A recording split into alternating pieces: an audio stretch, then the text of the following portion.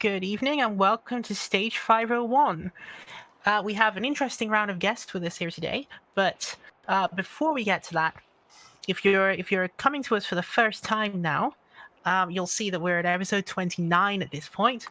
We've got a lot of new stream assets loaded up. We've got all new equipment, and we're going forward with an intent to create the best possible stream experience.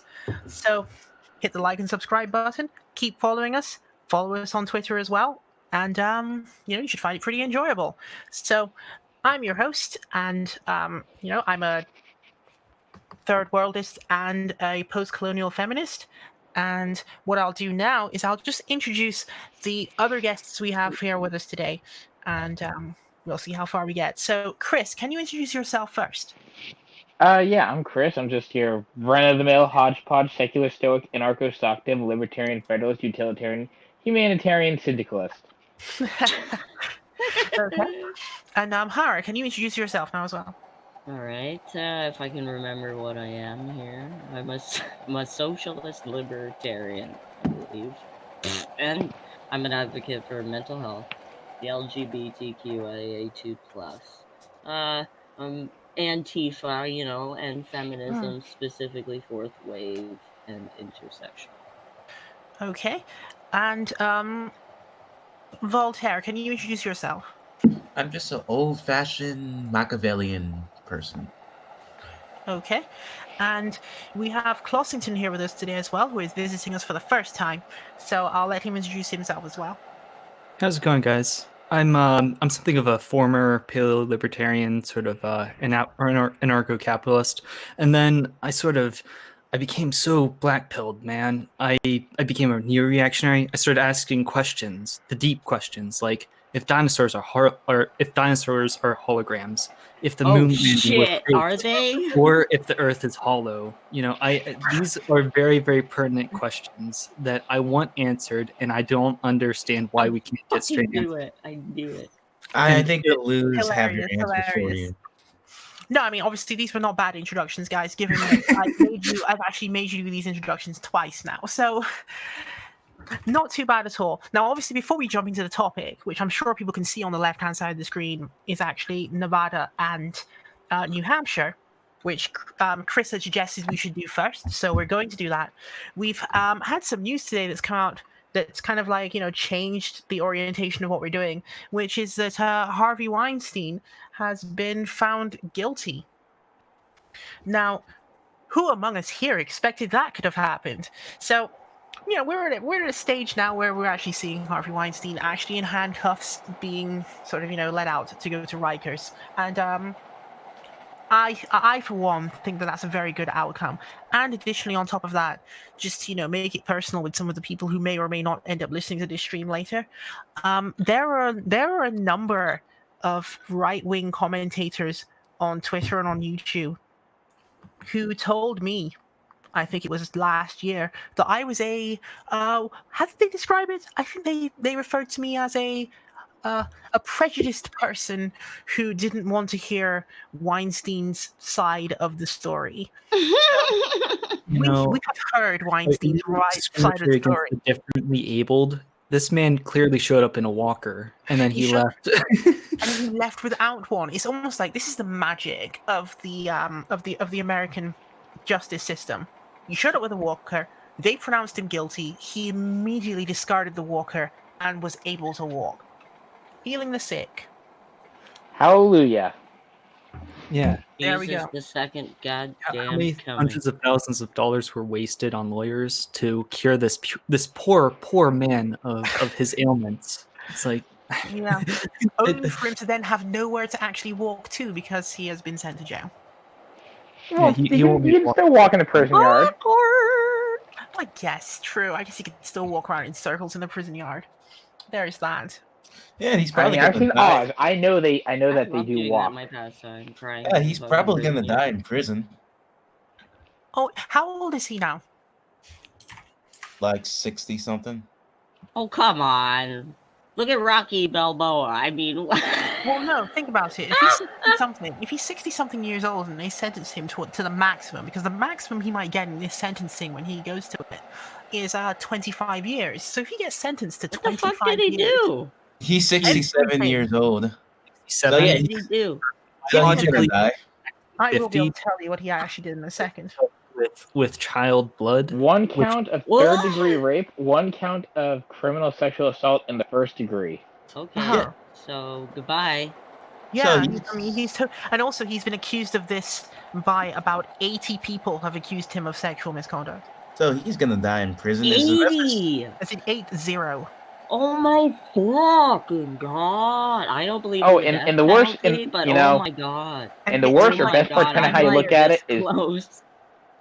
and the worst or best part, depending on how you look at it, is that everyone knew this guy was a dirtbag, and so he's But now no one actually wanted to getting. call him on it because no one would actually come forward and do what needed to be Wow. done. And then suddenly, it all just came out and just flowed like a river. In fact, I mean, that is literally the genesis of the hashtag #MeToo movement. Because Plus, that's where it all started. That people decided, you know what? Maybe we should actually point out that Weinstein is a problem. And then from there, everything just was downhill for him. You know, plus, it was no Sylvester secret Stallone too. isn't like Everybody knew. Tarantino knew. If they would have just recited the Lord's Prayer every time, every time this kind of thing Or happened. if they would have fucking said something. Yeah, Holy shit. it's like they- Prayer, fuck that. Go out and fucking say something. What the fuck do you get? Oh no! no, The- this the thing rich has happened for a lawyers long time. might It's like, come do you at think? me. Do you think? So I better Judy let Garland- children get raped. Judy my Garland was molested on the set of The Wizard of Oz. You know, The Godfather starts out with a joke, with the director making a joke about having sex with a very young actress that he groomed. It's like this is a how very, very funny. systemic problem. Oh yeah, no, and don't Yeah. forget, Roman Polanski is still hiding out in Poland. Yeah, you can sodomize a little girl. This is why they need to. This is why they need to make sure that Weinstein cannot actually leave the country under any circumstances and do not give him bail. Because if they give him bail, he will just jump on a plane and be gone. Well, you can't give him bail because he's been found guilty. So wait. Isn't Roman Can be sent Polanski like is that Sharon Tate's husband? No. Yeah, and it is, and he's also a sexual predator. Oh, and yes, actually, obviously, good point. He's been found guilty, so they can't give him bail. Anyway, is there any other way in which he could end up not actually having to sit inside the prison? Good behavior. If he has a good enough lawyer, he might, on appeal, get out early, which is always what happens Okay. with rich people. But I mean, in the time before his sentencing in March, there is no chance that he could actually get out of that prison. Yeah, no. Okay. You just have to make sure he doesn't get Epsteined. Okay. Yeah, that's always a. So I that's always a problem. mean, I'm not complaining if he did. But then Well- I guess that would be justice taken from a lot of people, so I shouldn't. Yeah, push that. exactly. See, that's the thing. That's the thing is that it's And also nice the to see them information go he away, didn't but know. So I mean, it would be bad if some kind of like Epstein style event were to happen. That can't be allowed. yeah. Okay. So I hope he doesn't At get all Epstein. costs. But we don't want to continue going down that path because that was not what we were originally going to be talking about. I just thought I'd bring it up. Well, it's a good segue because the City of Sin had a really nice outcome. Bernie won Nevada, so that's my segue into Nevada. Okay, yes, go ahead. Yeah, feel free to talk about Nevada because that's what. Yeah, That's what I'm asking so- about next. Go on. So this is actually Bernie's win in Nevada is actually really big because this is the first time Bernie has actually won minority support in numbers that are actually impressive. Because a lot of Bernie support is young people, so which isn't necessarily bad, but one question that the Democrats have had with Fucking Bernie is, dope. Gen Z? yeah, no, Gen Z is awesome, but unfortunately, the stats show that Gen Z is the most unreliable voter base. So what they saw is that That's Bernie very actually got unfortunate. so what they saw is that Bernie actually got some older support. He got some He got a really sizable Latino support, which was really impressive because that's what a lot of Democrats say is an untapped market, basically. I know that's not really the right word to use, but you get what I'm saying. Demographic. The better one. But basically, he actually got a lot of Latino support, got a lot of minority support, and some elderly. And it solidified him as the real frontrunner because he, unlike New Hampshire where he won a plurality, he actually won a real majority here. If you look at it, more people won for Bernie than everyone else. So if you take the next three candidates, combine their numbers all together, Bernie still has more delegates and had more support than them. So this is a major win for him.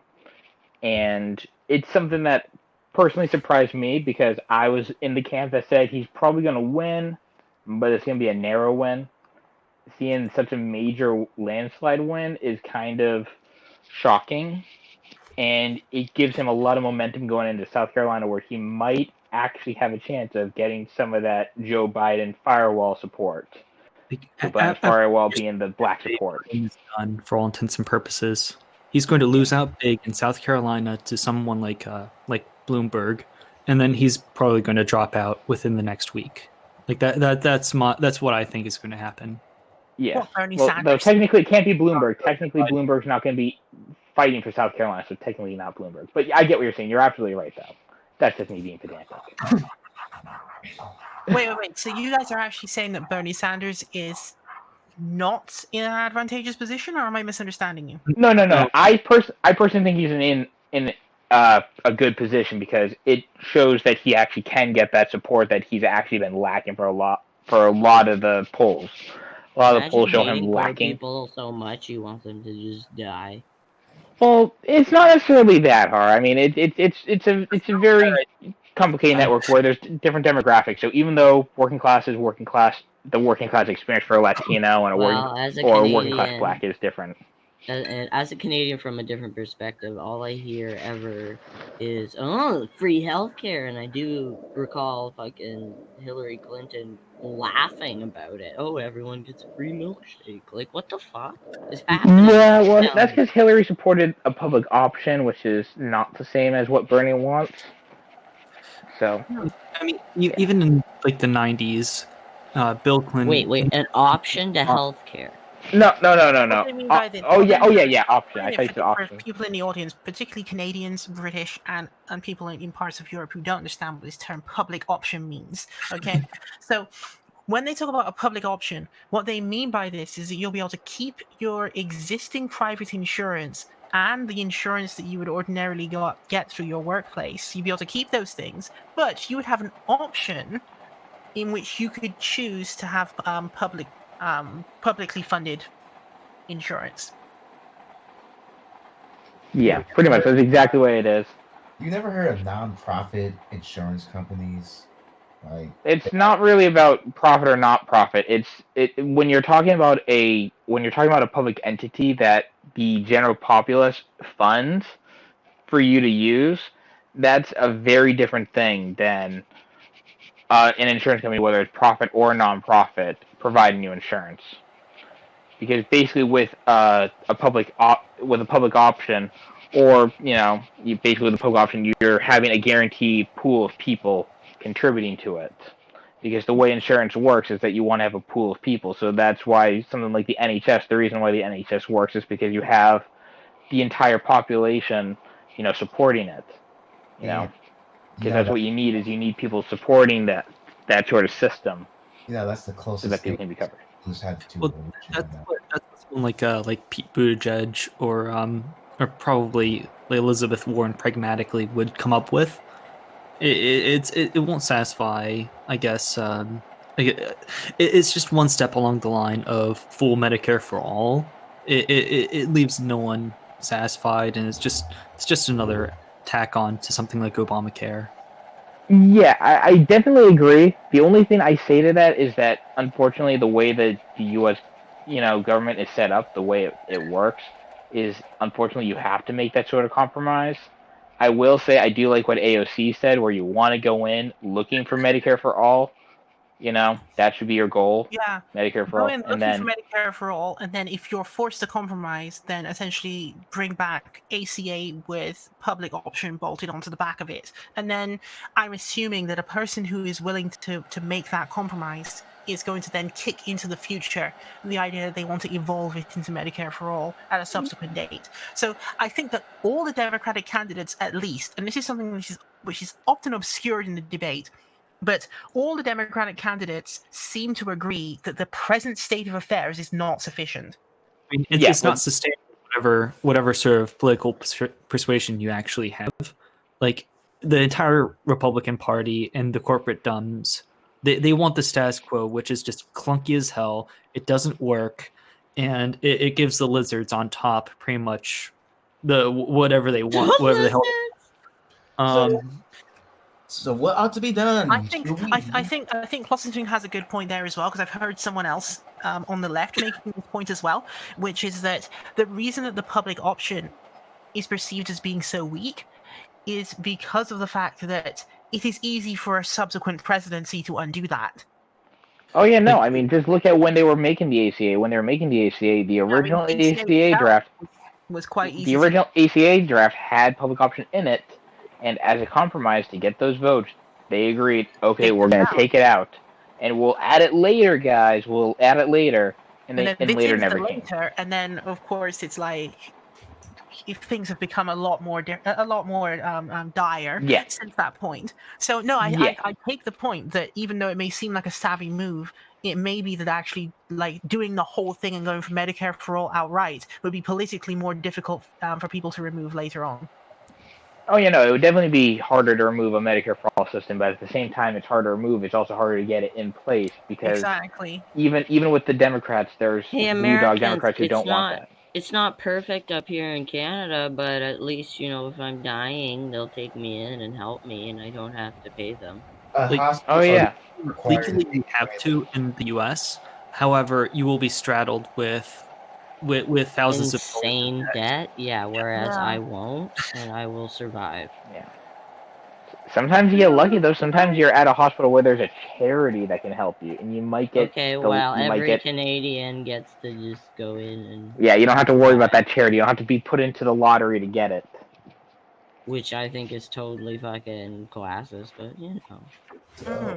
Well, yeah, it is, but. So, actually, now that we're talking about this whole Democratic nomination business. Can we wind backwards slightly to the caucus before the one that presently happened, where they had this application that they were running to try to count the votes, and it came out to be a complete disaster. Oh yeah, it was so bad that Troy Price, the head of the Iowa Democrats, the state party, basically had to resign because he effed it up really, really bad. Wait, are you telling me that Pete Buttigieg is not a CIA asset? No, he is not a CIA asset. Are you sure? I mean, every candidate has to be a CIA asset, man. Like, damn it, he's right. He's right. People were coming up with so many conspiracy theories to explain what was actually just a complete bungling of the situation. Literally, it's Occam's razor. There's really no conspiracy theory. It's just a lot of incompetent people doing a lot of incompetent and silly things. Wait, are you telling me that people are... Hold on, guys. They basically farmed this thing out to a company called Shadow Inc., which was basically a collection of sort of Democratic staffers, many of whom had previously worked on Hillary Clinton's campaign, but didn't have a background in any of what they were actually doing. It was kind of almost like I almost feel like these guys were kind of like a hobby project or something. And so they ran it in that way. They didn't do any testing for what they had developed. It was actually tested in some smaller elections, but it ran very smoothly because it was a very small. It was used in very, very small communal elections, and then when they scaled up, there were very, very big problems. Not only that, but they made elementary level mistakes. So, for example, the helpline you were supposed to call for if the ballot taking was not actually working, it rerouted to the Vatican. There was that. There was a rerouting issue they had. But also, if you called the number correctly, it was actually identical to the number that you had to call if you wanted to report in your results in the event that the app was not working. So what would then be happening is you'd get all the people whose app were not working were jamming the exact same phone line, which needed to be used by the people who were not using the app, who needed to report what their numbers were. This meant that no figures were getting reported at all. So, are you telling me that this shadow organization? It sounds like a CIA home front. It sounds like a dummy corporation. No, it was just these guys were just trying to be edgy with that name. So are you? So I don't know. Ray. I have reliable sources from Infowars saying that it's a CIA front. Oh no! Oh no! Oh no! So yeah, obviously for those listening, that's part of the joke, because yes, the only people who believe that there was some kind of conspiracy going on are actually conspiracy theorists. So I'm just saying, man, like we have to be really suspicious of every intelligence agency, especially aliens helped Hitler. God damn it! Like the funny thing is, the one way to debunk all the conspiracy theories about like Pete rigging quote unquote Iowa is, if you're gonna rig it, shouldn't you rig it so that you actually like win, like decisively win, not like. I mean, that's part of the old people. Part of the hilariousness of this conversation. That yes, when they came up with these theories, it's almost like, okay, so we're supposed to believe that the Democrats somehow were not being incompetent, but rather planned to completely screw themselves over, to sort of damage the confidence of their own base in their leadership, and then at the same time to not even accomplish the goal that they're alleged to have engaged in this alleged fraud in the first place. You know what that reminds me of though? Fucking when I was a cashier, old people would come in, they'd be like, the lottery's rigged, and then they'll be like, I take 50 lottery tickets now, and I just like, what? So wait, do you realize that they're playing 4D chess? Like there's a reason why many people believe that Trump is such a grand strategist, because he plays 4D chess. It's not like Literally, I don't think that Donald Trump actually knows what he's going to do each morning when he wakes up. No, it's failing upwards. That's what it is. So speaking, I will say he's good at tweeting. But let's get back to the caucus, because we went back in time on this one. We need to go forward to the to Nevada. Keep on track, you bastard. Yeah. No, I'll let Chris take back the conversation in direction he was intending to. Otherwise, you will never get back to what he was originally going to say. Oh yeah, well, and then Nevada did run actually really smoothly. They actually had their like second highest turnout, not as high as 2008 for some reason, but higher turnout because they added this interesting early caucusing thing that I don't know how it really works, but I guess you could early caucus somehow. I guess that's better than standing in place, because for anyone who's not familiar with what a caucus is, it's the dumbest system ever designed. It's literally, you go to a place and you stand. No, it's literally, you literally just stand and you get physically counted. In theory, you don't vote. To replicate the town councils and sort of puritanical sort of community government. Yeah. The Quaker structure. However, this individualistic sort of halfway between the OG Puritan system of New England and the Southern traditional system, this middle individualistic sort of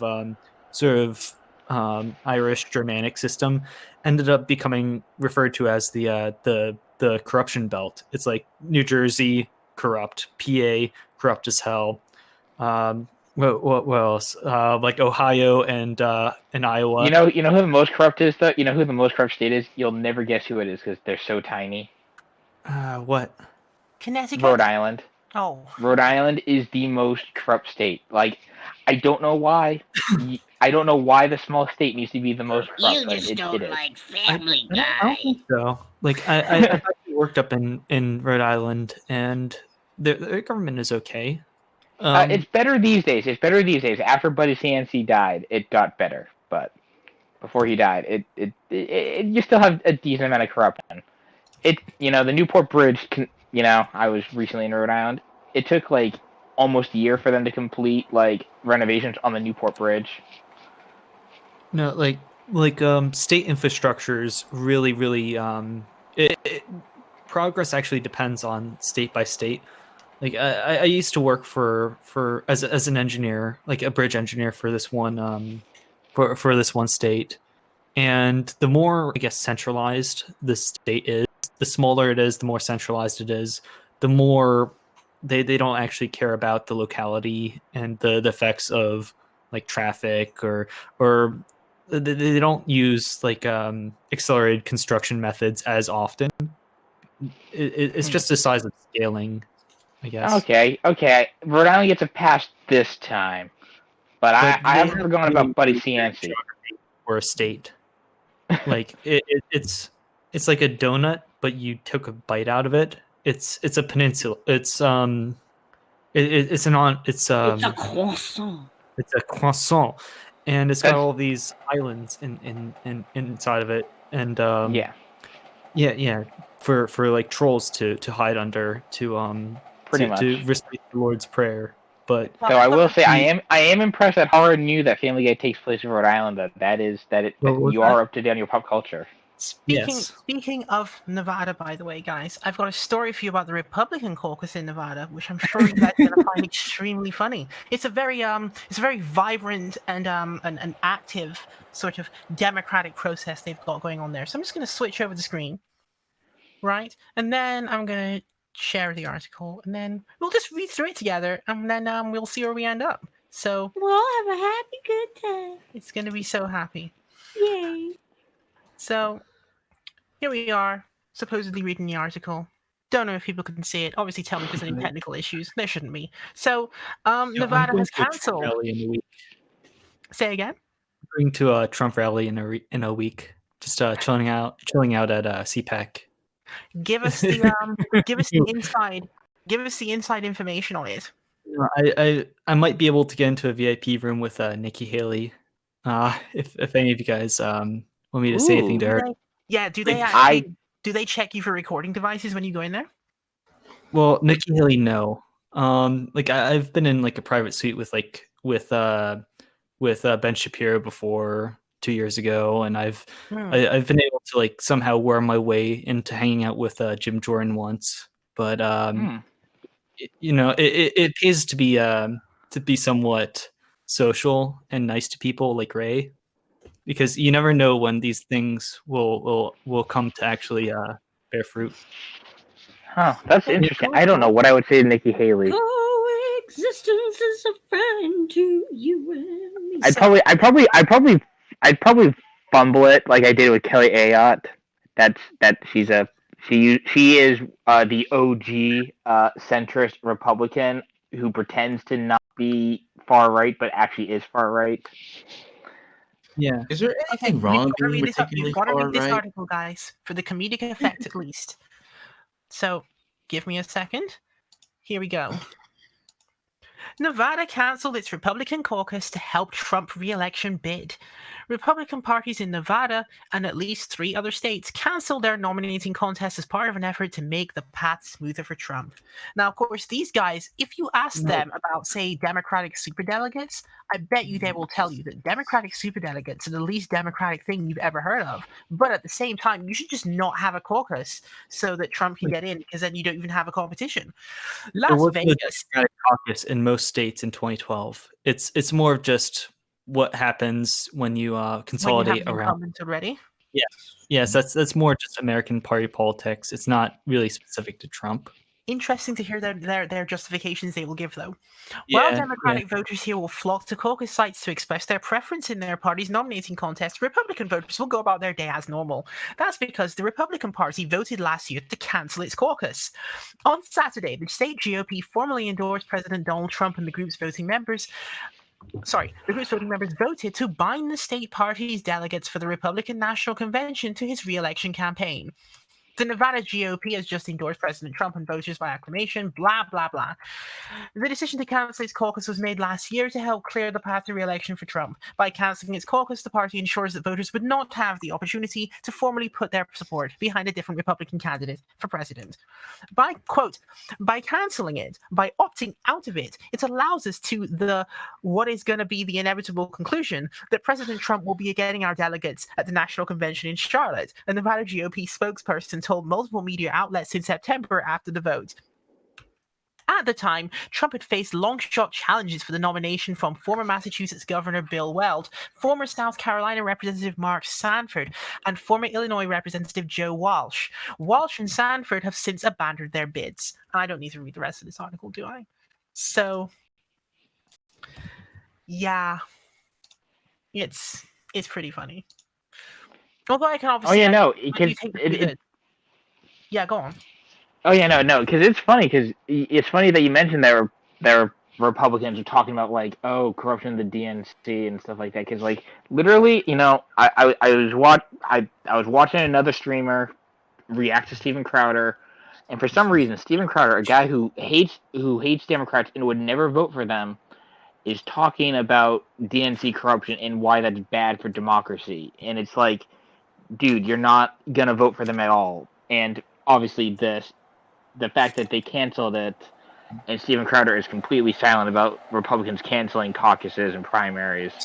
Steven Crowder is I wouldn't take him as a paragon of intellectualism. Oh yeah, no, he is a lunatic. I agree, but he's just an easy example to use though of like conservatives who pretend to care about democracy and they'll complain about Democrat rigging and stuff like that, but then they don't care at all.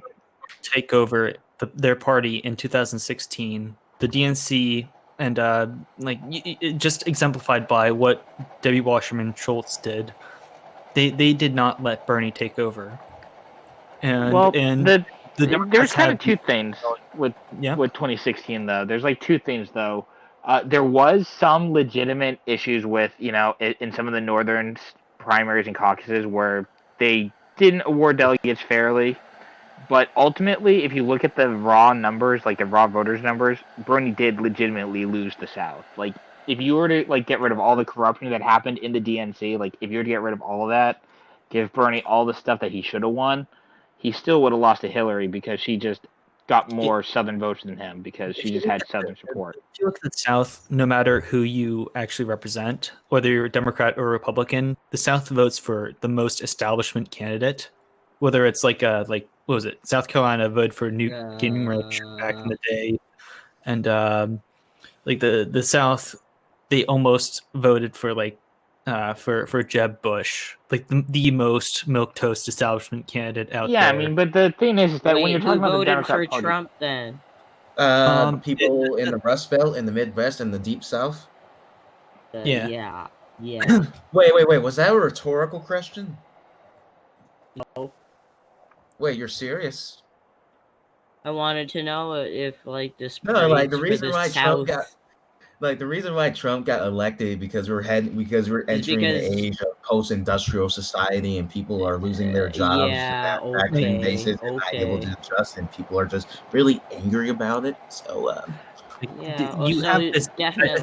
think we have something like a late Roman Republic issue where we have something like the Greco brothers popping up, offering populist solutions to automation and putting brown little children in cages. Whee! Yeah, I will say, Har, if you're wondering why the South is important for the Democrat primary, it's because the most reliable Democratic voters in the South are elderly Black voters, which is the most reliable voting Democrat. Because he fought Popcorn, the gangster. So that's why when Hillary got more votes in the South than Bernie, she got specifically elderly Black voters. So can we shift this conversation to the Sanders doctrine and abolishing the CIA? That great, that godlike entity that controls things behind the scenes. I didn't believe it until now, but apparently Ted Kaczynski, the Unabomber, he somehow was into psychedelic experiments with the CIA. back in the day, and it really messed up his head. Yeah, that's cool. Yeah, that's a cool story, bro. But you ever tried DMT? Bruh, I'm gonna go full Joe Rogan. Like, if you look up my video on the Holy Roman Empire, Bitcoin and schizophrenia, I was like, yeah, salvia divinorum, my dude. Okay, but on the CIA, but Ray, do you think it's a good idea to abolish the CIA? Yes. This is in reference to Bernie Sanders talking Yes. about the situation. Well, Yes. it's one of those things where the United States obviously needs to have a central intelligence agency. So, I mean, I'm not sure how that even became a debate. Abolish them. Well, think- I'm going to take a bit of a controversial subject. I think you should consolidate the different security agencies into just one super agency, so that way you don't have the miscommunications that led to 9/11, where all the different security agencies are like, I don't like the 9/11 was an NSA. F inside those guys. job. Fools. Well, no, Nah. it wasn't an inside Well, job. I'm It not was sure I just understand. Fools. Stupid Siri. That's my other phone. I was using that for reference. But anyway, so as I was saying, I just think one super You sound agency for. hot. Can you introduce me? Like after the stream? But no, because one problem that you have is the different agencies don't like to cooperate with each other. So when one of the things that led to 9/11 happening is there was just miscommunication, and all the warning signs were completely lost because the NSA didn't want to talk to the CIA, who didn't want to talk to the FBI, who didn't want to talk to the NSA. So Jet I fuel think. can't melt steel beams, Chris. So I will say, while I agree with Ray that you do need a central intelligence agency, I don't actually think you need the CIA. I think a lot of the CIA's functionality could be absorbed into, the NSA and the FBI. What about the negative outcomes that sometimes come from having everything folded into one agency? Because when you do that, you're creating a situation in which there's a less agile bureaucracy. That is a good point, and not one that I considered. So, I mean, this isn't my area of expertise. Yeah. The only so reason I bring this up is because we've noticed the same thing in the context of health. So, for example, in Japan's health system, everything is consolidated under one group, and it's like probably the least agile thing you've ever seen.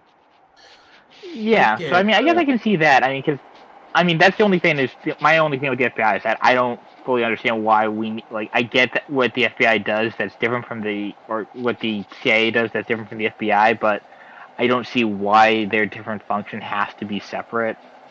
But the thing is, the thing about the CIA, people often look at really specific episodes and look at reasons of why they want to abolish it. They want to abolish the CIA because they were involved in the 1953 Iranian coup d'etat. They want to abolish the CIA because they were involved. Yeah, the CIA has done a lot of on effed up things. drugs and the Black Panthers. And The CIA was involved in the cartel. Chilean coup d'etat. The CIA sell arms to the Nicaraguans during the Yeah, Iran basically Contra affair. anything American intelligence is just. So I mean, yeah, the thing is that the CIA has done a lot of really effed up stuff, and I mean, effed up stuff is due to one being just flat out evil, and then half of it is due to being incompetent. Take a more holistic approach to the CIA, and we realize a lot of this quote unquote FF stuff is more or less complicated situations that they were. Okay. Some of it is just flat out evil. Like Iran, we didn't need to do that. We didn't need to do Iran. We didn't need to do Chile. That's more of the British. The Americans were much more at fault for what they did with the Shah and the aftermath of the revolution. I think a lot of the criticisms of like security services or of the quote unquote military industrial complex and all these other things are kind of overlooking that none of these chess pieces move unless they are pushed by someone else, because they just follow instructions which are given to them.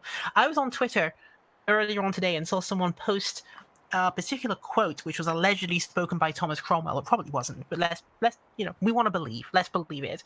And so there's a quote that Thomas Cromwell was alleged to have written somehow that I think covers this situation quite well. So I'm just going to quickly bring it up. So give me 1 second here.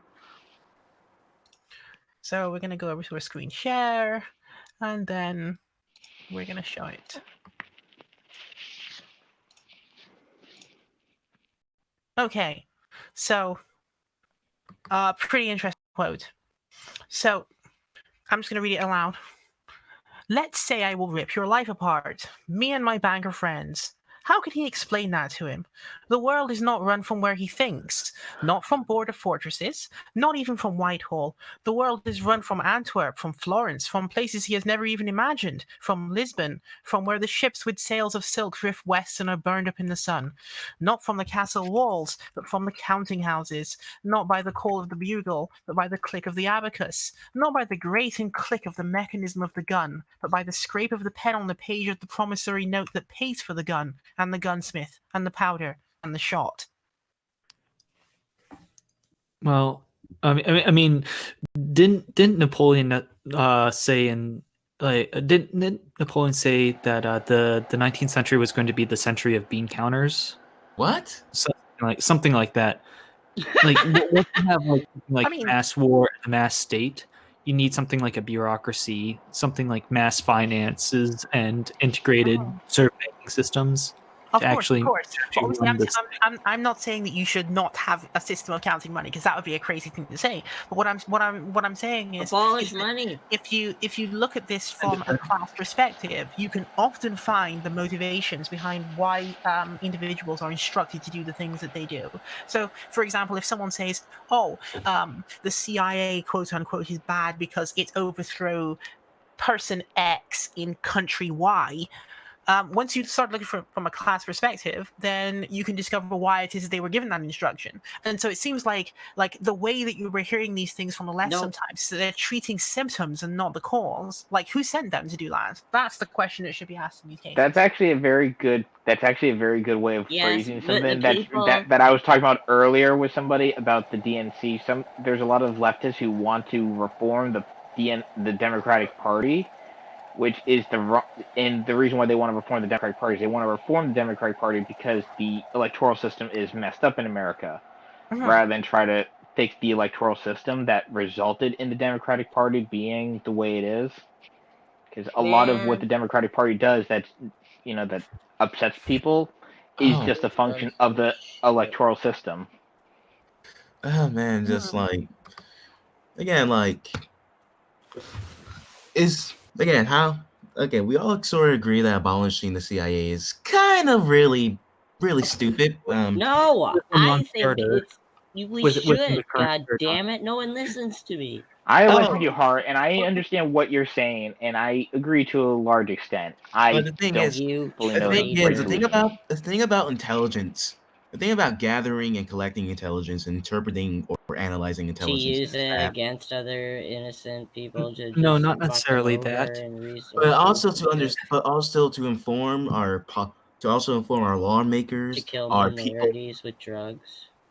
You know we know the CIA fact book is a really good resource for high school and middle school students. The thing about the CIA intelligence breakthrough is made war as a national policy, like a great power war, like the scale of World War II and World War I, almost really impossible. You don't really I just need wanted to say, as wars much as it's anymore. the fault of the people who give orders, the soldiers who make the choice to do horrors are just No, it's you don't get it. We live in a nation, or we live in a society of nuclear bombs and mass finance and mass economies. You can't have these gigantic global wars anymore. What you need what you have is these small localized conflicts that break out, usually over terrorism.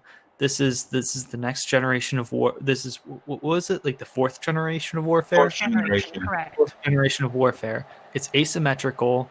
It's based on information, and within this sort of new generation of warfare, information is key.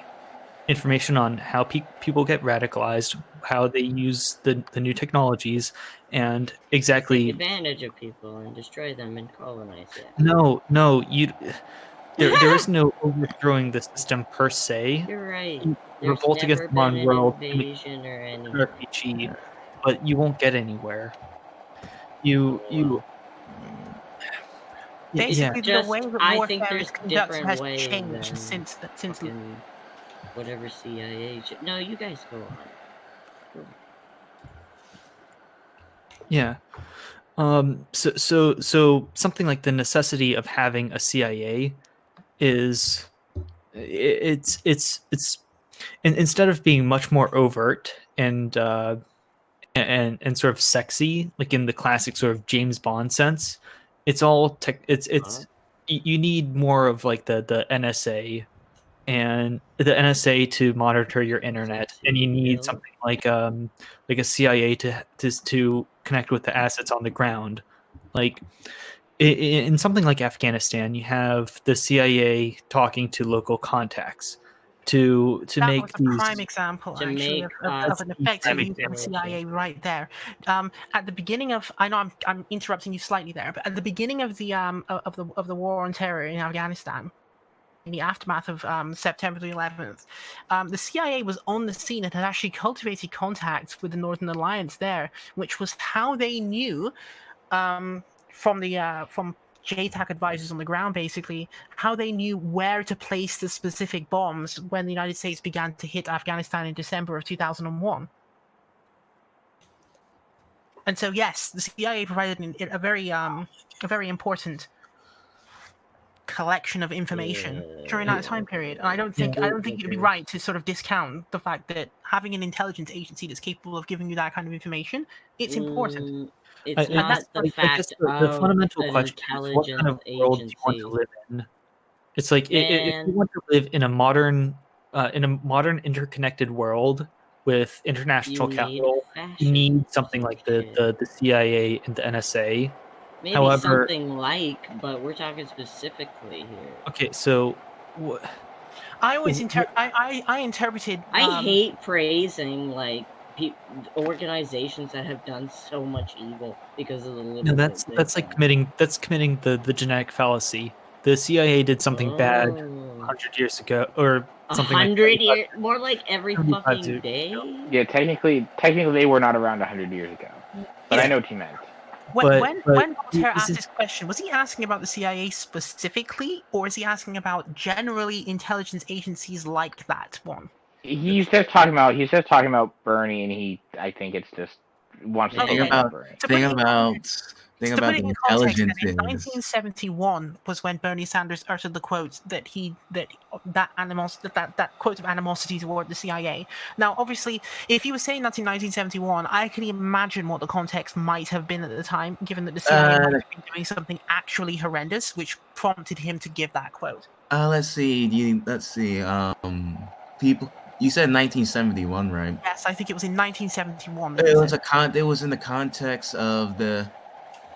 It was in It was under the Nixon administration, under the Kissinger years, where everything was more conspiratorial, was being done more conspiratorially back in the day. So that's why people were more suspicious of the CIA. That's why later in the same decade, they have several intelligence investigations concluding that the CIA did not conduct any illegal or illicit activities or LOL. any Well, the definition of assassinations. obviously the definition of illegal in there in that context. Obviously, the state is not going to find itself to have done illegal things in a context where they're talking about the Central Intelligence Agency. This is more or less. I mean, what was happening politically that might have caused Bernie Sanders to be so mad with them in the year 1971? I mean, it's not in difficult to imagine. 1971, the Department of Defense eavesdropped on Henry Kissinger. They wiretapped the White House and Camp David. They infamously Watergate happened. Also, you had MK Ultra ironically come out that exact same year. So I mean, pretty much they were engaged in pretty much everything that was bad that you could think of. But the thing is, also engaged in Operation Chaos, where the CIA experimented on U.S. and Canadian citizens without their knowledge, giving them LSD. This is like the CIA at their worst, I guess, at their most, I guess, secretive and conspiratorial and unhinged to some extent. If you don't know how this shit is like shrugged off. If you want to go full Alex Jones, 1971 is the perfect year to be Alex Jones. Again, this is because how the Nixon White House was very secretive and conspiratorial in their operations of foreign affairs So I domestically. mean, No, by this but logic, Nixon was being spied on, though.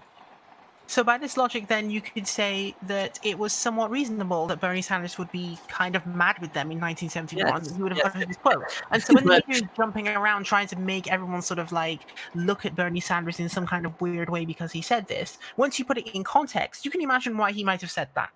Yes, if there's one year to say that the CIA is malevolent, 1971, 1972, 1973, those are the years to criticize the CIA. But what about their activities in Chile, where Well, people are getting obviously, Probably not a redeeming factor. No. I mean, because of Bernie Sanders, obviously he's not going to like that either. But we can agree that the Chilean question wrong. is a bit more complicated than people make it out to be. Well, maybe, but I mean, in 1971, Bernie Sanders is probably not going to be seeing it that way. And plus, I it's mean, been 2 like, years until the that would thing happen. is, So, the I mean, technically, he CIA wouldn't have known what happened yet. But in particular, the CIA during the 70s in their operations in Chile, like particularly, they funded newspapers and funded the Christian Democrats. Like I don't think they did anything too offensive.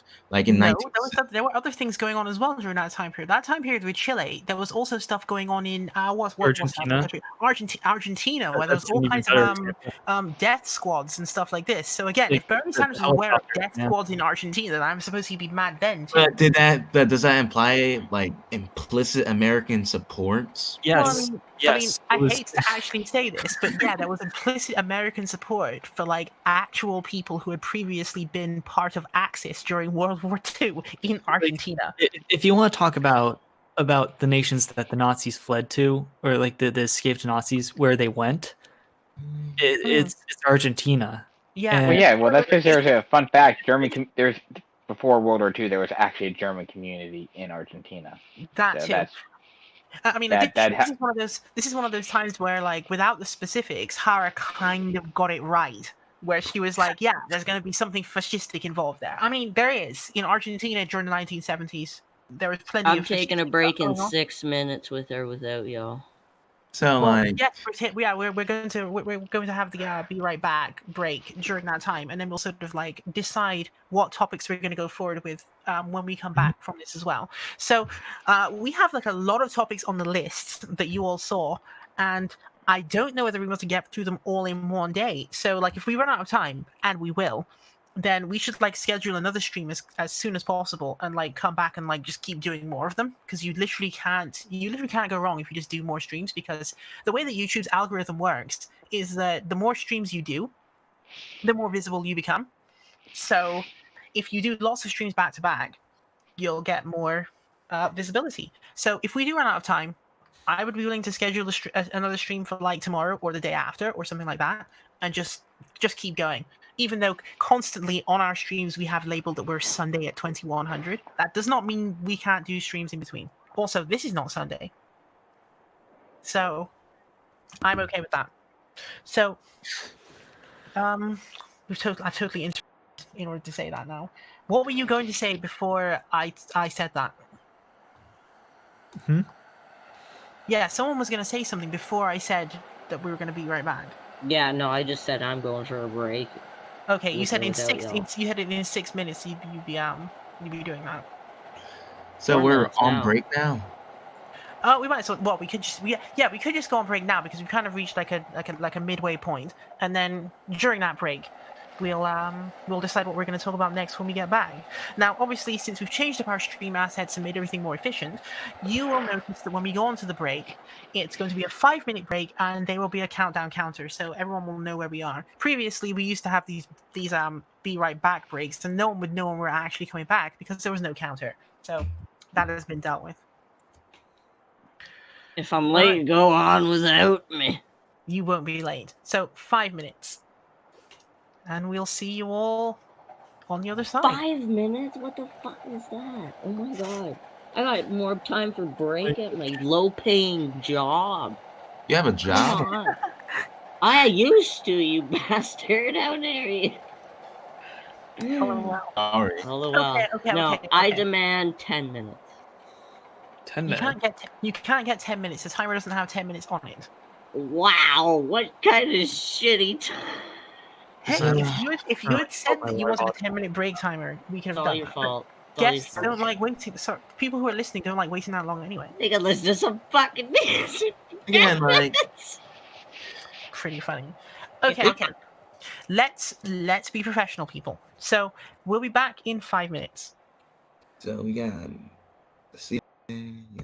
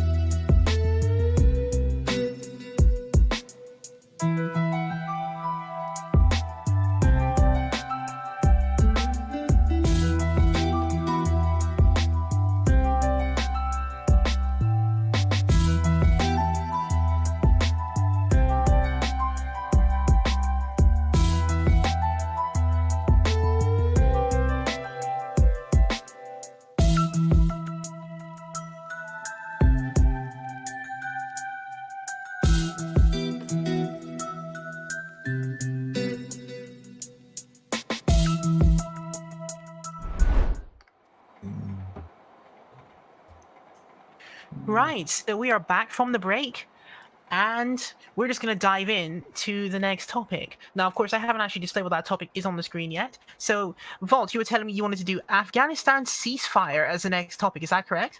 Yes. Okay, let me just put that in. We're going to talk about the graveyards of empires again because that's relevant. After nearly 20 years fighting the Taliban and also trying to contain and destroy terrorist network cells, the president of the United States and his boorish Secretary of State, stupid motherfucker, Mike Pompeo. Pompeo, decided to negotiate a ceasefire with the Taliban as a way to stop the fighting, mostly as a way to allow everybody to rest during this winter season. It's a very harsh winter in Afghanistan right now. Right now, right now they're negotiating prison release and also just generally a stop of general violence from both sides. So this is more or less. Oh shit, I'm late. So this is more or less the Taliban, as we can expect, is most likely going to consolidate their resources, manpower to mount a devastating offensive in the spring, as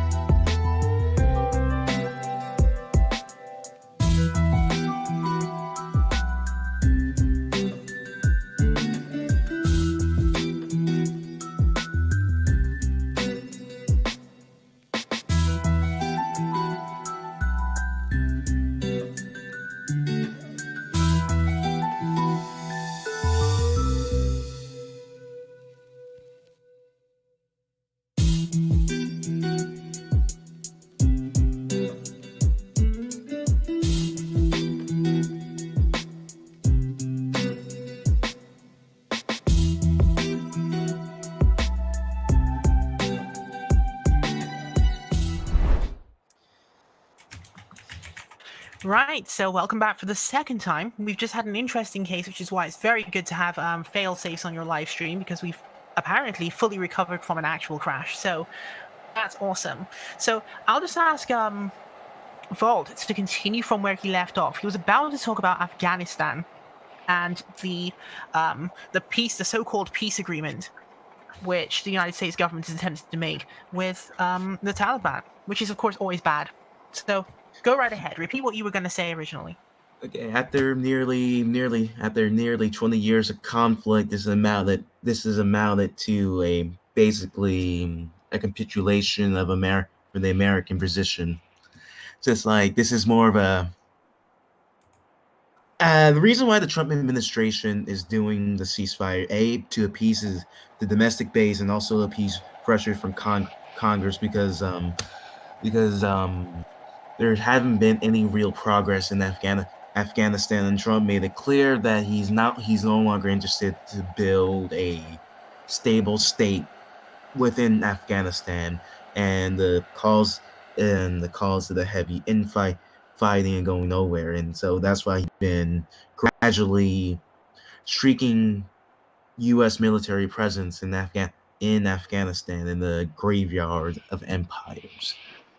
And just the problem with this ceasefire is it allows the Taliban to consolidate its manpower, its resources to mount a gigantic offensive later in the spring. And also, the other problem with Afghanistan is also a great central hub of is basically a fertilizer for terrorist cells, allow them to spread and export their ideology, and also the massacre Christians, gay people, and generally people who they declare to be enemies of the State of Islam. So I thought the Buddhists were already kind of expelled when the Taliban initially took power a long time ago. Don't know about Yeah, I that. would question as to whether there's much more damage they can already do there. But Like there are only so many the damage was minorities complete. you can expose. There are only so many religious minorities you can expel before you run out. Well, but to be fair, I mean, he specified the wrong one there, but there are still like diverse ethnic groups in Afghanistan that obviously the Taliban, as Pashto supremacists themselves, would not get along with, because I think the last time that we had to deal with the with the Taliban harshly was because of the fact that they were trying to commit genocide against a range of groups, including the Hazara peoples, the Turkmen, and who else? There was someone else on their list of people that they don't like. Well, they themselves are Pashtun, correct? That's right. And I think that's right. The Tajiks and Uzbeks. Yeah, they don't like the Tajiks and, either, or the Uzbeks. I mean, it's a ridiculously long list of people they don't like. Anyone who's not them, they don't like. Yeah, I mean, it's a very.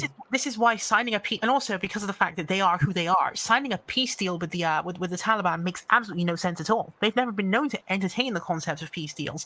Not only that, but you know, this whole saga that we've been involved in. Promise this time not to be terrorists. Yeah, I mean, they promised. Of course, no one should believe these promises, because think about it this way: during the entirety of the Cold War, the United States essentially pandered time and time again to Islamist forces in Central Asia and so on. Or the Indonesians. Yeah. I forget what his name was. During the East Timor. I'm sorry for derailing. Yeah. Yeah, and also in Southeast Asia as well. Across the world, really, there was this constant pandering to sort of far-right Islamist groups. And how was this pandering rewarded? Well, we saw September 11th, 2001. So people keep saying that, oh, if you just leave them alone, or if you just sign peace deals with them, then they won't do anything bad. But I mean, the United States was objectively doing things that served them and still got hit. Yeah. So I mean, the idea of signing a peace deal with those same individuals, it makes no sense at all. It baffles the mind. Like, I think what the U.S. kind of the pitfall that the U.S. falls into is that it doesn't understand exactly what kind of game it's playing. It's not playing with some sort of rational actor nation state. It's dealing with something below that sort of level of competition. Something more decentralized, and Yeah, it's fourth generation warfare again. It's Mhm. you can't fight a tribal ethnic system. You can't just replace the people. You can't rationalize with the people.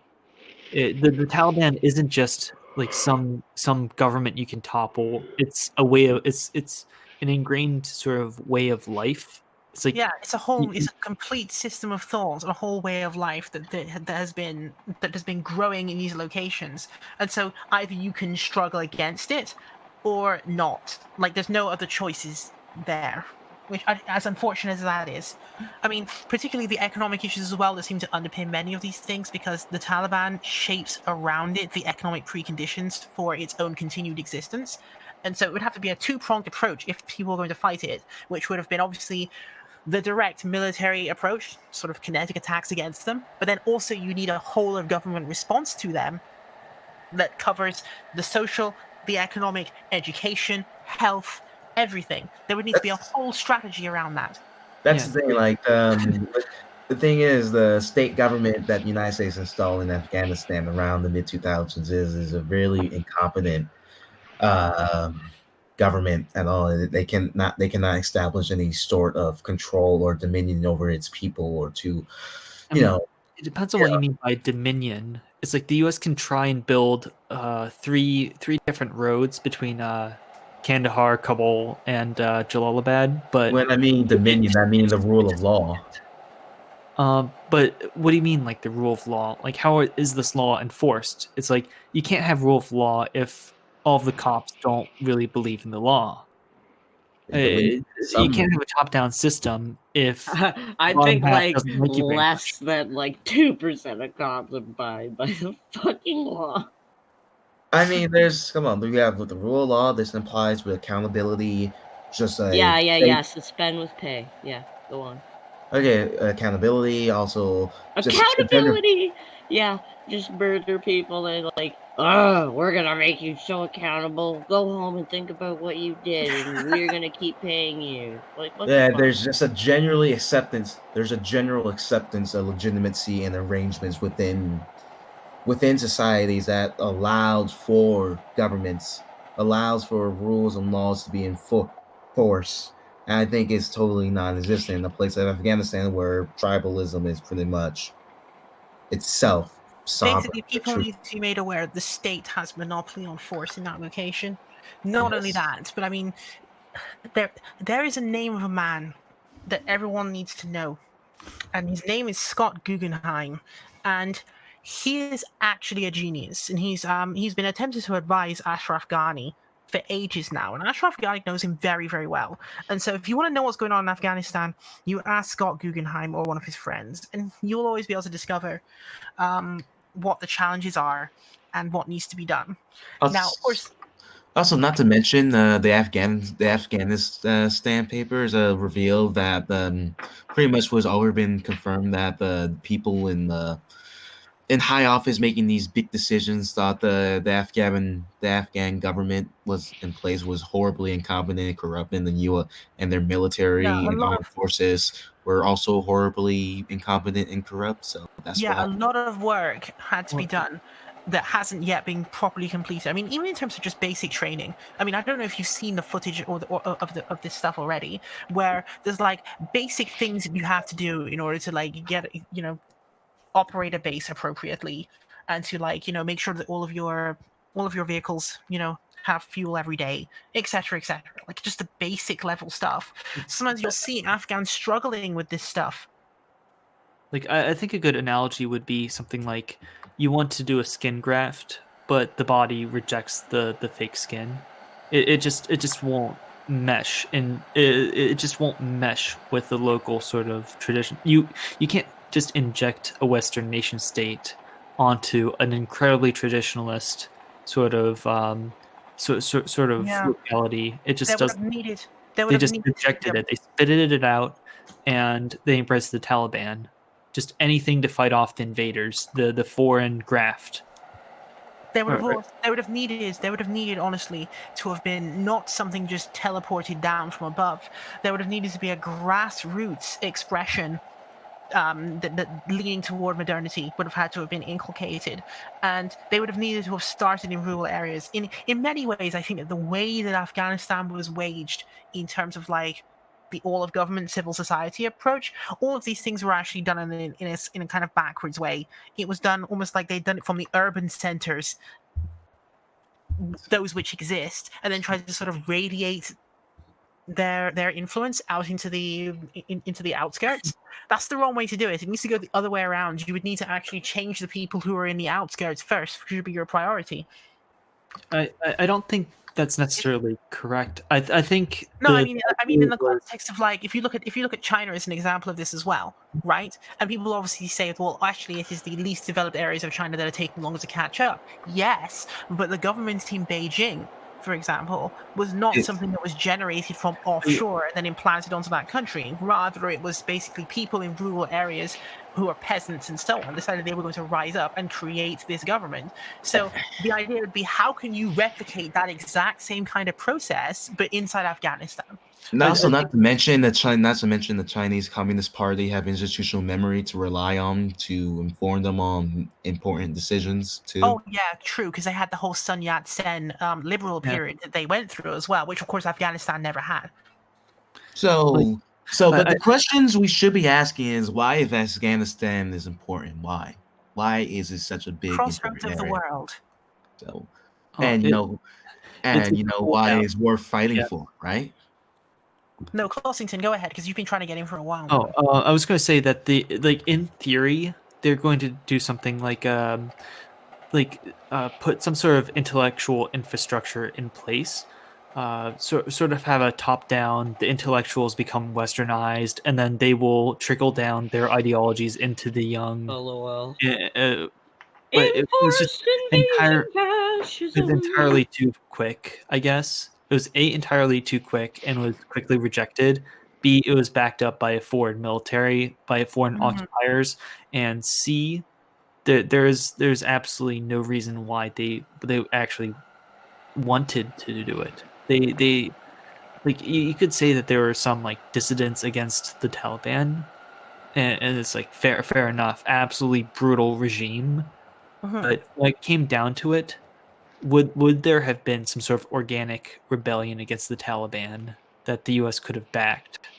Something that's not corrupt. Only if it had emerged. I would have preferred that personally. I mean, it would have had to have emerged from where the Northern Alliance was. It would have had to have emerged from inside, sort of like central to Western Afghanistan, or perhaps among the Hazara groups, basically. You would have had to have done that there. But of course, then the United States would run into a slightly different problem, which is that Hazara groups tend to be, how can I phrase this in a diplomatic way?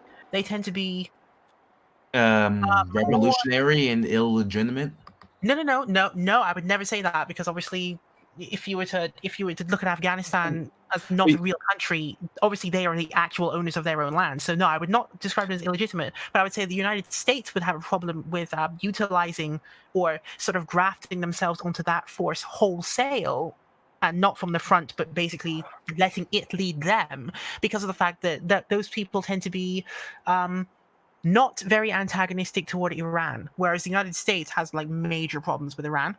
So that would have created a sort of an inner conflict in the US, very similar to the kind of problem that Barack Obama ran into when he was trying to have that sort of balanced Middle East thing that they seem to be going for, which then got disrupted by the fact that everyone else that wasn't his government decided they wanted to interfere.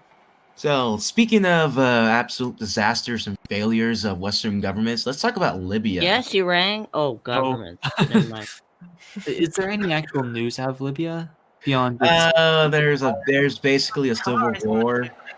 Hold on, let me just change the topic. We can cover that as the last thing we do, and then everything that we haven't covered in this stream, we can then do in like the next one that's going to happen like really soon, i.e. probably tomorrow. So just give me 1 second while I switch it. So it's going to be what is it? Libyan oil production down by 75%. That's what it is, right? and people are having a hard time trying to, negotiate a ceasefire too. I mean, what are we like in the second like civil war, something like that? Yes.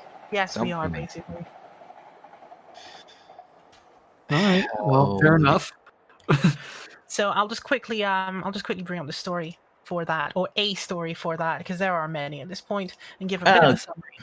Are you gonna read the foreign policy article about Turkey interests in Libya? We might not have time to cover that, but we should put that on like the first item we do when we come back the next day. Okay. Is Turkey trying to reestablish the Ottoman Empire? What's going Yes. on? Yes, yes, it is. Basically, Erdogan is literally. Sorry, I should pronounce his name correctly. Erdogan is literally like from some other planet at this point. Someone once told me a joke about Erdogan's sort of interest in the Middle East, because obviously Erdogan even has like interest in Libya at this point. Like he has interests everywhere, but he's never able to really realize them in the way that he's intending. And of course, the reason for this, as someone once jokingly told me, is that modern Turkey has an identity crisis.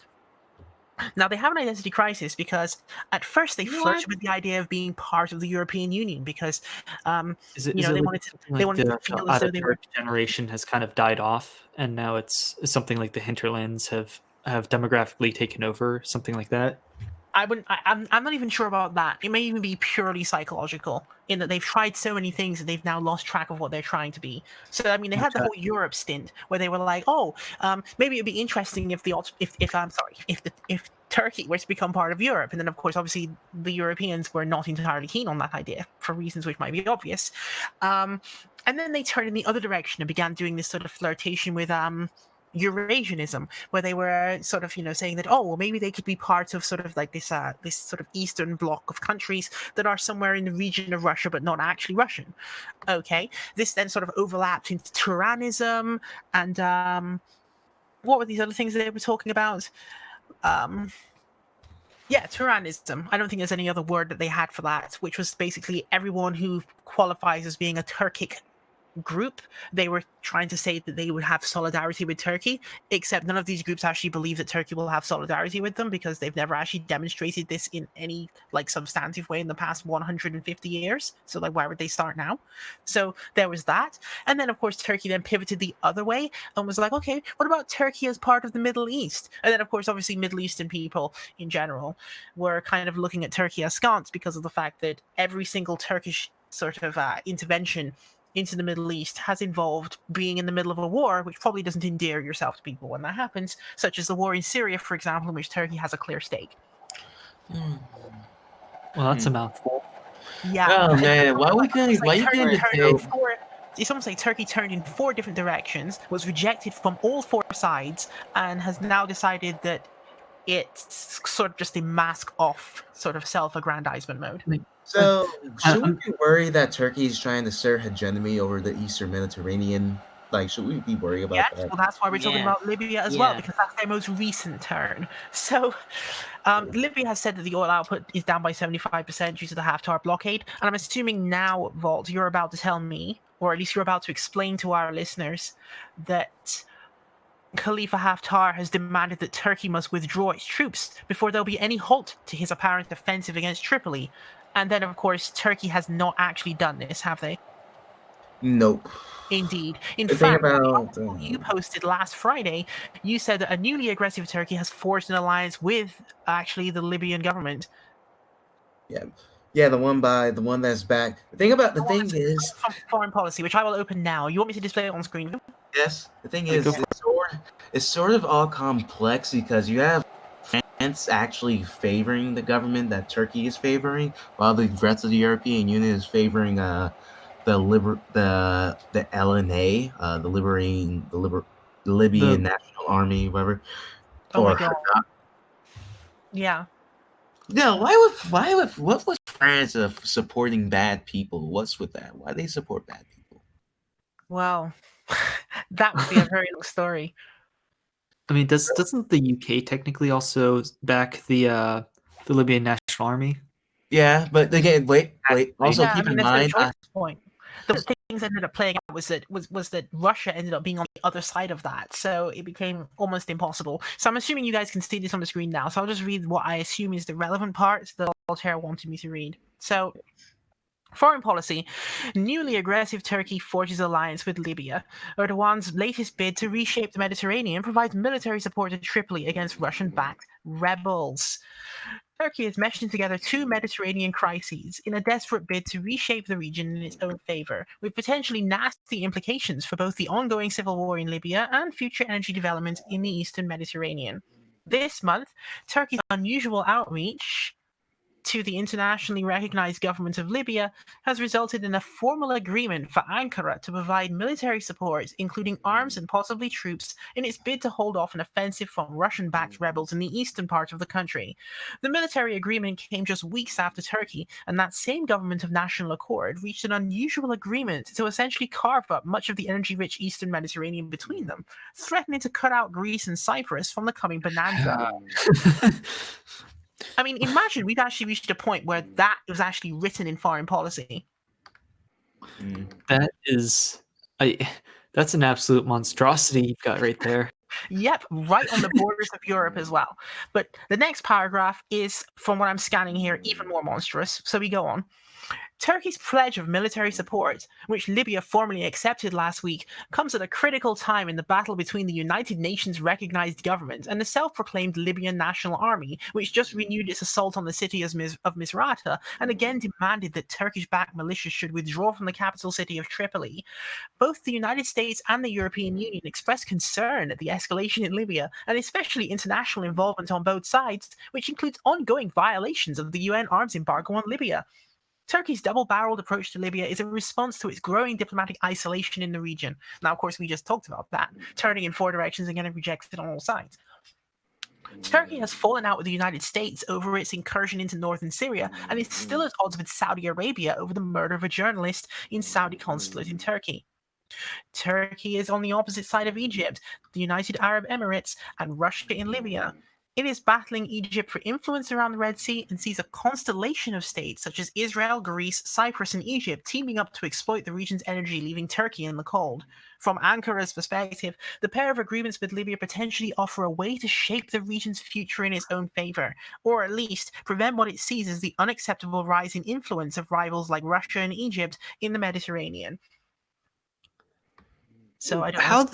the hell is Greece projecting power? Simply by existing, apparently. Just by existing, it's like little Greece is kind of engaging in colonialism in spite of its massive debt. It's like how did we get to this point? I mean, Because it's like- people are. They want to be part of the big boy club because too. Damn it! there was no sort of there's no unified provisional government post Gaddafi, and then power vacuum, and then to the strongest went the spoils. And Isn't then Did Chris fall asleep? Is he snoring? Yes. I'm still looking here actually, Chris, LOL. which is unfortunate because That's that, so I don't know whether cute. I don't know whether that sound is actually going to be audible on the stream Oh itself. my god, just mute him. Let's hope it Poor isn't. boy. I Can't can't you force mute it. him? I can't force you. That's one downside of the way this is done. That's so cute. We kept him up past Yeah, send him a message to That get him won't work like, if he's listening to us screaming. No. ridiculous. Well, It's anyway, cute. It's cute. we're coming up to the end anyway, so it's okay. You can be happy. So yes, what we were going to say anyway is, the Turkey situation, it's absolutely ridiculous.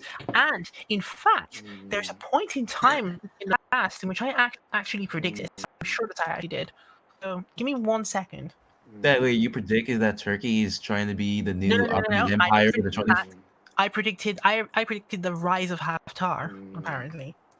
And while we had to topple Libya, Gaddafi was working with Western governments. He denuclearized.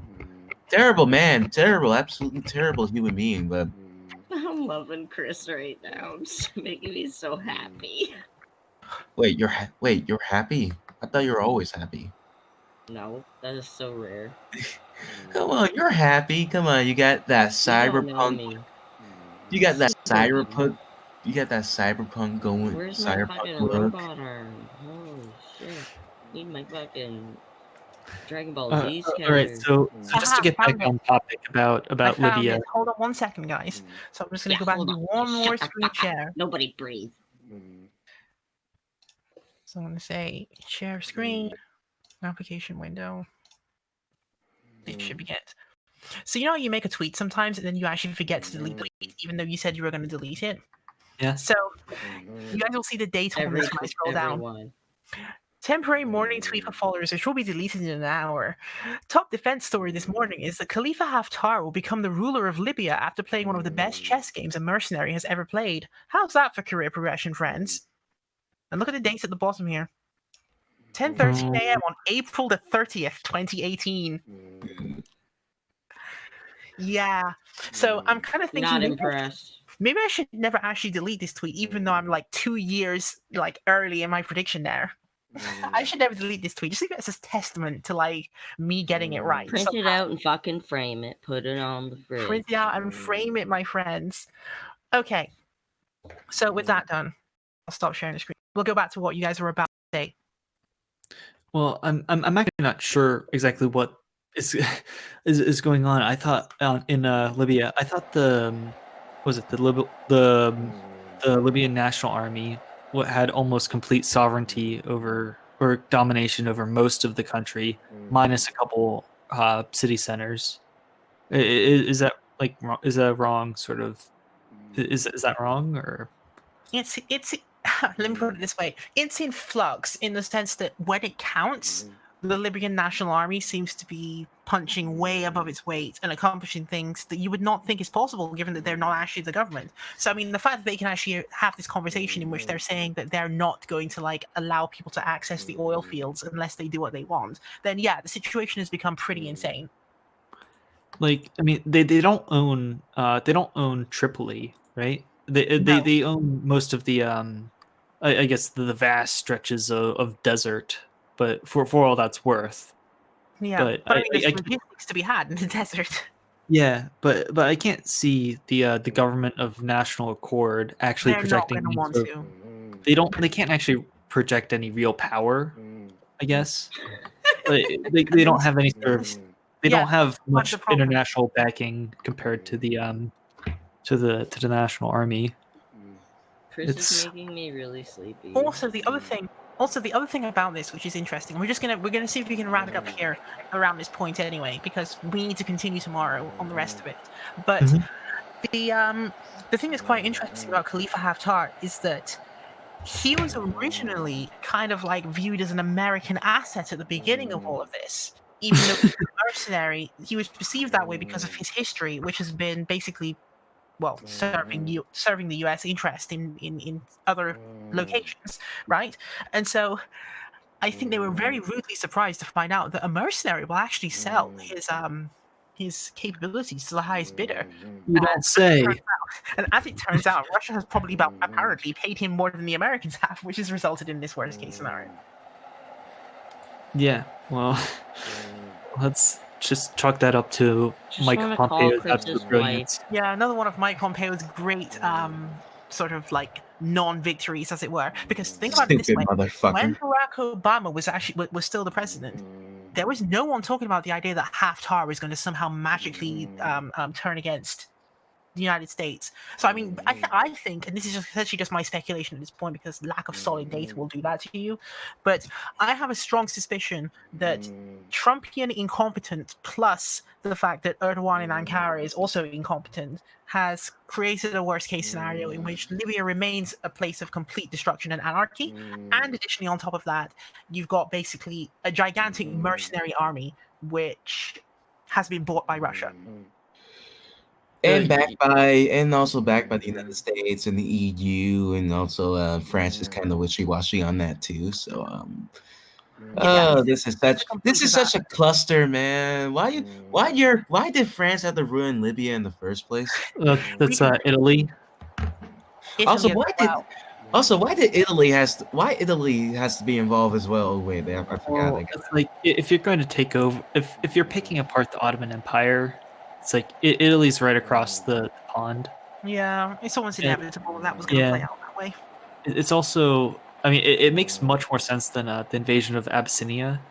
To be fair, Can we have like all the competent people? Can we have Well, like As Chris it's like, snores, I can't like take it Mussolini anymore. being competent. It's Yeah. like no, It's not no. any louder anymore. What we'll do is I'll start the ending Getting theme. louder. Can you stop giving a running commentary on it? Then it becomes more noticeable when you do. I'm But- sorry, it's funny to me. My apologies.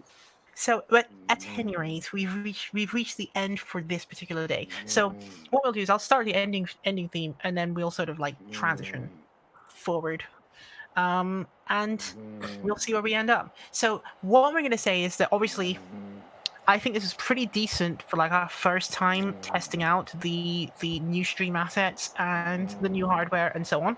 So, I think that this is serviceable, and we can actually continue to do streams more frequently now as a consequence of this. And obviously, branding looks quite nice, consistency, everything is working quite well. So, what we'll do is You have a question from the chat if you'd like me to read it to you. okay, yeah, we have enough time. We'll just take one more Okay. question before we Yeah, go. Tenzin is asking, is the Israel-IS lobby conspiracy false? If so, is the Russian-America one true? Oh, Israel. Ooh, Oh no, ooh. he means Israel US, not Israel Islamic State. Oh, my bad. Yeah. Yeah. I don't have enough time to answer that within the 1 minute that we have remaining. Now that I've actually started the end of stream sequence already. Okay, So, okay, fair yeah, enough. Mr. We'll Tenzin get you Yak, next so we'll have time. to ask that tomorrow when we come back. Yeah, well, APAC. I've got tickets if anyone in this stream wants some. For free? So I can bootleg them? Yeah, you want some? I'll bootleg them. Yeah, I mean, you could go, or we could send. No, I Chris don't. as well. Like, I've got like exams during APAC. I'll sell them. Also, it's not really my thing. I'd say send Chris, and he'd be able to like I don't know, carry out some walking around and spying for us or something. Then Chris you're gonna get a target on him, but he can't say anything because he's sleeping. So wait, how did I do Well, on the He's stream? been today? volunteered. We're still streaming. I think. You did very good, folks. But you have done quite well. So anyway, what we'll do is rather than continue to talk this out, I'll let it roll into the end screen, and we will see you all tomorrow. Say bye. See you all tomorrow. Bye bye everyone. See you next Bye. time. Come Grab to back. Crossington. Have a pleasant tomorrow. Okay, you guys are saying bye too much now. Oh. Wow, Sorry. wow. Bye now. Yeah. Na na na na. Okay. So that's all, folks.